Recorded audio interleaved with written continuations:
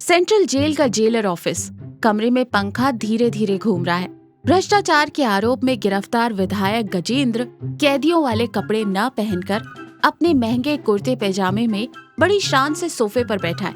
उसके चेहरे पर चिढ़ है। टेबल के नीचे एक बड़ा सूटकेस रखा है जिसमें नोटों की गड्डियां भरी हैं। जेलर गब्बर उस सूटकेस की तरफ लालच भरी नजरों से देखते हुए हाथ मल रहा है। विधायक गजेंद्र पैर पर पैर रखकर अहंकार से कहता है, देख गब्बर, मैं जेल आया हूँ ये खबर सिर्फ अखबारों में आनी चाहिए, लेकिन मुझे मच्छर नहीं काटना चाहिए, पसीना नहीं आना चाहिए और मेरे सोने वाले बिस्तर के नीचे एक तिनका भी नहीं होना चाहिए। मेरे रुतबे के हिसाब से अंदर सारे इंतजाम होने चाहिए। मुझे पता है तेरा रेट क्या है। वो सूटकेस तेरा है। अब बता मेरे लिए क्या इंतजाम किया है। जेलर गब्बर सूटकेस को प्यार से सहलाते हुए कहता है, अरे सर, आप भी क्या बात करते हैं। आप पैसे फेंकें तो मैं सेंट्रल जेल को 5 स्टार होटल बना दूं सर। आपके लिए स्पेशल प्लान सोचा है। हमारी जेल के नीचे ब्रिटिश जमाने का एक बड़ा सा बेसमेंट है सर। वो एक अंधेरा कमरा है, वहाँ कोई नहीं जाता। वहाँ मैंने आपके लिए चुपचाप 1.5 टन का AC, double door fridge, double bed और फोम का गद्दा सब सेट करवा दिया है। आप जेल में हैं या अपने फार्म हाउस में, आपको खुद पता नहीं चलेगा सर। विधायक गजेंद्र मुस्कुराते हुए कहता है, गुड, तू मेरे ही मतलब का आदमी है गब्बर, लेकिन मेरी एक बहुत बड़ी समस्या है। मुझे रोज सुबह उठते ही बादाम वाला दूध, दोपहर को देसी मुर्गा और रात को खुशबूदार मटन बिरयानी खाने की आदत है। इस जेल की कैंटीन की वो पानी वाली दाल और रबड़ जैसी रोटियां मैं नहीं खा सकता। अरे आप भी बच्चों जैसी बातें करते हैं सर। उसके लिए हमारी जेल में एक अनमोल हीरा है सर। उसका नाम है भुवन, कैदी नंबर 420। एक जमाने में शहर का एक बहुत बड़ा शेफ था। उसके हाथ का खाना खाएंगे तो उंगलियां ही नहीं, हाथ भी चाट जाएंगे। उसे मैं आपका पर्सनल कुक बनाकर सेट कर दूंगा। आप चलिए उस बेसमेंट में और आराम करिए। उस पुराने बेसमेंट को शानदार तरीके से बदल दिया गया है। एक तरफ एसी की ठंडी हवा आ रही है, एक कोने में डबल डोर फ्रिज रखा है। गजेंद्र नरम बिस्तर पर लेटकर टीवी देख रहा है। तभी दरवाजे पर आहट होती है। जेलर गब्बर कैदियों के कपड़ों में भुवन और किशन को वहां लेकर आता है। भुवन और किशन उस कमरे को देखकर फटी आंखों से देखते रह जाते हैं। किशन आंखें मलते हुए भुवन से धीरे से कहता है, ओए भुवन, क्या हम नींद में ही मरकर स्वर्ग में आ गए हैं क्या? जेल में एसी क्या कर रहा है? फ्रिज? मेरा तो दिमाग ही खराब हो रहा है भाई। भुवन किशन के सिर पर हल्की चपत लगाते हुए कहता है, अरे पागल, ये स्वर्ग नहीं है, पैसे वाले की जेल है। चुपचाप खड़ा रहे। जेलर खांसते हुए कहता है, सर यही है भुवन और ये इसका असिस्टेंट किशन। ये लोग आपके लिए यही खाना बनाएंगे। ए भुवन, सर को कोई तकलीफ नहीं होनी चाहिए, समझ गया? भुवन चारों तरफ हैरानी से देखते हुए गुस्से में कहता है, बाप रे, ये कैसा न्याय है सर? हमारे पास सोने के लिए चटाई नहीं है, ओढ़ने के लिए कंबल नहीं है। हम ठंड में सिकुड़ते रहें तो कोई पूछता नहीं, और इनके लिए जेल में एसी, फ्रिज? क्या कानून नाम की कोई चीज बची भी है या नहीं? विधायक गजेंद्र गुस्से में कहता है, बहुत ज्यादा बोल रहा है तू। कानून, न्याय, ये सब सिर्फ तुम जैसे गरीबों को डराने के लिए होते हैं। पैसा हो तो इंसान यमलोक में भी अपना महल खड़ा कर ले। खैर, ये फालतू का भाषण बंद कर। मुझे भयंकर भूख लग रही है। पहले मेरे लिए बढ़िया सी मटन बिरयानी बना। चावल मटन सब उस फ्रिज में रखा है। बिरयानी सही नहीं बनी तो तुम दोनों का ऐसा कीमा बनाऊंगा कि। भुवन गर्व से सिर उठाकर कहता है, खाना बनाना मेरे लिए कोई काम नहीं है सर, मेरी तपस्या है। लेकिन मेरी एक शर्त है, मुझे इस जेल की कैंटीन के वो सड़े हुए मसाले नहीं चाहिए। मुझे मेरी पत्नी द्वारा घर से लाए गए पुराने जमाने के देसी मसाले चाहिए। वो मैं रात को जेल की पिछली दीवार के पाइप के जरिए मंगवा लूंगा। और दूसरी बात, मुझे ये इंडक्शन या गैस चूल्हा नहीं चाहिए। मुझे असली कोयले की सिगड़ी चाहिए। विधायक गजेंद्र चिढ़कर कहता है, क्या बकवास कर रहा है बे? मुख्यमंत्री से ज्यादा तो तेरी डिमांड है। इस पैक्ड एसी रूम में कोयले की सिगड़ी? उस धुएं से हमारा दम घुट जाएगा, यहीं मरेंगे हम सब। किशन डरते हुए बीच बचाव करता है, डरिए मत सर, वो पीछे देखिए, एक पुराना वेंटिलेशन पाइप है। सारा धुआं उसमें से बाहर निकल जाएगा। मेरा दोस्त भुवन जब कोयले की सिगड़ी पर खाना बनाता है ना सर, तभी असली मजा आता है। इसके हाथ का खाना खाएंगे तो आप अपनी कुर्सी भी भूल जाएंगे सर। गजेंद्र बेमन से मान जाता है। जेलर गब्बर बाहर से सिगड़ी और कोयले का इंतजाम करने चला जाता है। जेल की पिछली दीवार की तरफ अंधेरा घिरने लगा है। वहाँ जो पुराना पाइप है उसके पास भुवन की पत्नी गीता एक छोटा सा थैला पकड़े खड़ी है और इधर उधर देख रही है। अंदर बेसमेंट से भुवन की आवाज पाइप के जरिए धीमी धीमी आ रही है। गीता, ओ गीता, आ गई क्या? गीता पाइप में झांकते हुए चिढ़कर कहती है, आ गई जी। आपकी किस्मत खराब थी जो जेल आ गए, लेकिन यहाँ आकर भी आपका ये खाना बनाने का पागलपन नहीं गया। सीधे विधायक जी के लिए खाना बना रहे हैं। पैसे भी उस विधायक ने रिश्वत खा खाकर अपना पेट फुला रखा है। लोग उसे गालियाँ देते हैं। ऐसे पापी को ये बढ़िया बिरयानी क्यों खिला रहे हो जी? थोड़ा सा जहर मिला देना था। भुवन हंसते हुए कहता है, ऐसा मत कह गीता। खाना बनाने वाले के लिए खाने वाला दुश्मन हो, चोर हो या भ्रष्ट हो, सब बराबर होते हैं। मेरा काम सिर्फ वंडना है। और वैसे भी ये मसाले कोई मामूली मसाले नहीं है गीता। ये सिर्फ उसका पेट नहीं भरेंगे, बल्कि उसके पत्थर हो चुके दिल को भी पिघला देंगे। तू देखना, तू बस उस डब्बे को रस्सी से बांधकर धीरे से नीचे उतार दे। गीता डब्बा नीचे उतारते हुए कहती है, ठीक है, लेकिन आप अपना ध्यान रखना। अगर कुछ गड़बड़ हुई तो वो जेलर गब्बर आपकी खाल उधेड़ देगा।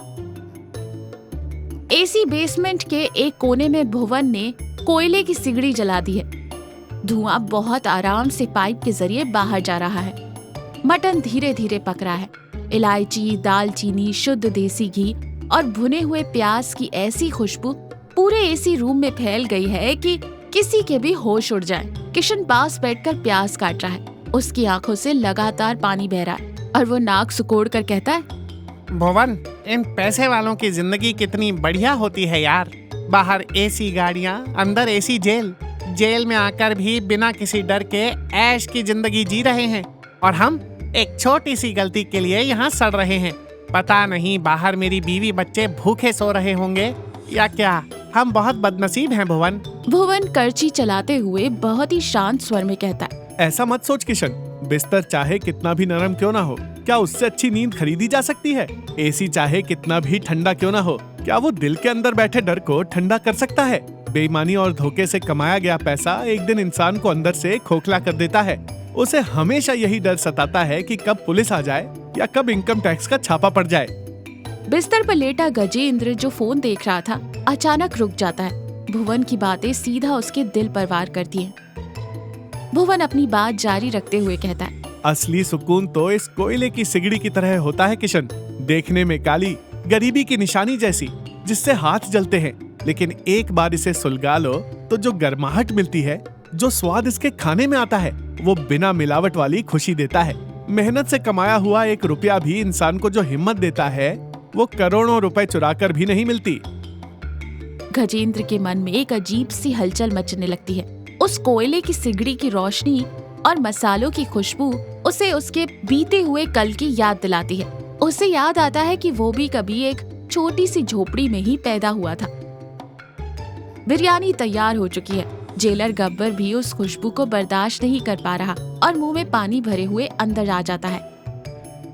भुवन बहुत ही सलीके से एक चांदी की थाली में गर्मा गर्म मटन बिरयानी और रायता विधायक गजेंद्र के सामने टेबल पर रखता है। जेलर गब्बर जोर से हवा खींचते हुए कहता है, सर, खुशबू से ही जान निकल रही है सर, खाइए सर।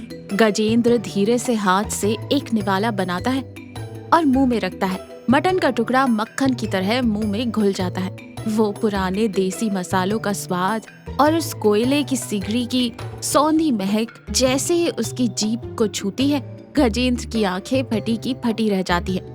वो खाना रोक देता है। हाथ में लिया हुआ चावल का निवाला वैसे ही देखता रह जाता है। उसकी आंखों से आंसू बहने लगते हैं।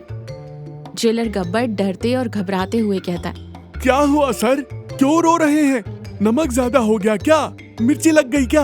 आप 1 मिनट रुकिए सर, इस भुवन साले को मैं यहीं इसी लाठी से पीट पीट कर सीधा करता हूँ। गब्बर अपनी लाठी उठाता है। विधायक गजेंद्र हाथ से रोकते हुए कांपती हुई भारी आवाज में कहता है, रुक जा गब्बर, उसे कुछ मत कहना। ये स्वाद, ये खुशबू बिल्कुल मेरे माँ के हाथ के खाने जैसी है गब्बर। बचपन में त्योहार के दिन गांव के किनारे हमारी झोपड़ी में वो ऐसे ही कोयले की सिगड़ी पर खाना बनाती थी। उस दिन हम पेट भर खाने के लिए तरसने वाले गरीब थे। सिर्फ त्योहार के दिन ही मटन आता था घर पे, लेकिन वो खाना खाकर जो नींद उस जमीन पर आती थी ना, आज इस एसी कमरे में इस 10,000 रुपए के गद्दे पर भी मुझे वो नींद नसीब नहीं हो रही है गब्बर। गजेंद्र कुर्सी से उठ जाता है और बिना हाथ धोए ही उस चांदी की थाली को उठाकर सीधे नीचे फर्श पर बैठ जाता है। विधायक गजेंद्र आंसू पोंछते हुए भुवन की तरफ देखकर कहता है, भुवन, थोड़ी देर पहले तुमने किशन से जो बातें कही वो एक एक लफ्ज सच है। पैसा बिस्तर दे सकता है लेकिन सुकून की नींद नहीं। पद और कुर्सी ताकत दे सकते हैं लेकिन आत्मसंतुष्टि नहीं। बचपन में मेरे अंदर बहुत ईमानदारी थी लेकिन इस कुर्सी के लिए, इस पैसे के लिए मैंने अपनी असली खुशी को, अपनी इंसानियत को अपने ही हाथों से मार डाला। नीचे जमीन पर बैठकर रो रहे उस ताकतवर विधायक को देखकर जेलर गब्बर, भुवन और किशन हैरान रह जाते हैं। कमरे में कुछ ही पल के लिए गहरा सन्नाटा छा जाता है।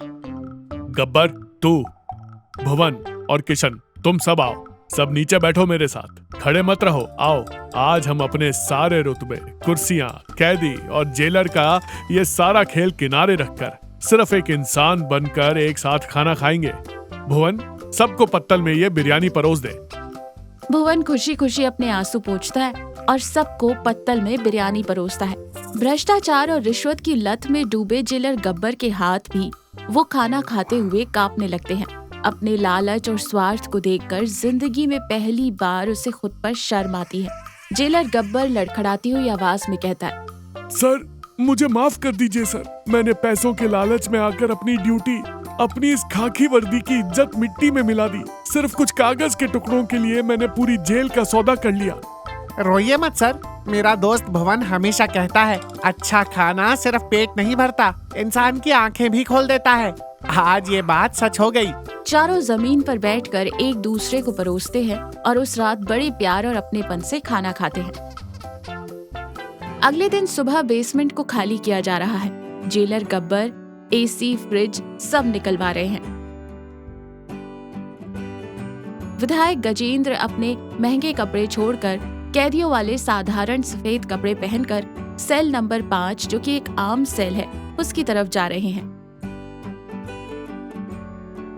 गब्बर, मेरे कपड़ों वाले बैग में जो पैसों का सूटकेस है उसे किसी अनाथ आश्रम में और हमारी जेल के कल्याण कोष में जमा कर देना। मैंने जो भ्रष्टाचार किया है, जो पाप किए हैं, उसके लिए अदालत मुझे जो भी सजा देगी मैं खुशी खुशी काटूंगा। मैं उसी के लायक हूँ। मुझे ये स्पेशल इंतजाम, ये एसी कुछ नहीं चाहिए। मैं बाकी कैदियों की तरह ही आम जिंदगी जीऊंगा। गब्बर पूरे गर्व और सम्मान के साथ सावधान खड़े होकर सल्यूट मारते हुए कहता है, यस सर, मैं अपनी गलती की रिपोर्ट भी आज ही बड़े अधिकारियों को दूंगा। वो जो सजा देंगे मंजूर है। मैं भी आज के बाद ईमानदारी से ड्यूटी करूंगा सर। भुवन और किशन ये सब देखकर खुशी से मुस्कुराते हैं। गजेंद्र भुवन के पास आता है और उसके दोनों हाथ पकड़ लेता है। भुवन, मेरी भूख के साथ साथ मेरा दिमाग और मेरी आत्मा को भी साफ करने के लिए तेरा बहुत बहुत शुक्रिया। कल से इस जेल के सारे कैदियों के लिए ये जादुई बिरयानी तू ही बनाएगा। भुवन मुस्कुराकर हाथ जोड़कर कहता है, जरूर सर, वो मेरी जिम्मेदारी है। लेकिन सर, मैं खाना गैस के चूल्हे पर ही बनाऊंगा, क्योंकि अगर जेल के सारे कैदियों के लिए कोयले की सिगड़ी पर खाना बनाया तो उस धुएं से जेल में कोई भी जिंदा नहीं बचेगा सर। सब एक साथ जोर जोर से हंसने लगते हैं। एक समय जो सेंट्रल जेल भ्रष्टाचार, पैसे और अहंकार से भरा हुआ था, आज वो साफ सुथरी हंसी और पश्चाताप से एक पवित्र मंदिर जैसा बन गया था।